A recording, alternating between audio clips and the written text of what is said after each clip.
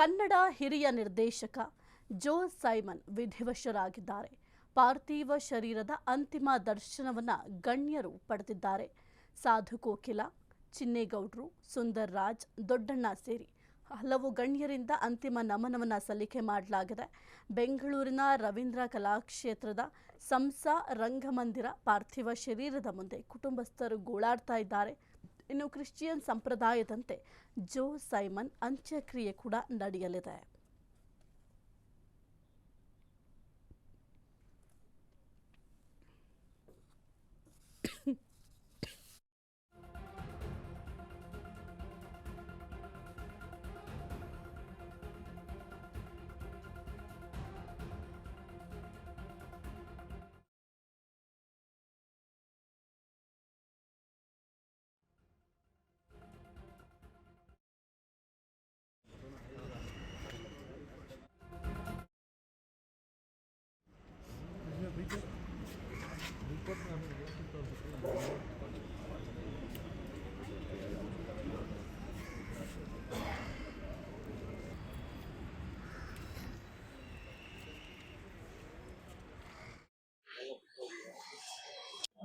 ಸಿಕ್ಕಾಪಟ್ಟೆ ದೊಡ್ಡ ಲೇಔಟ್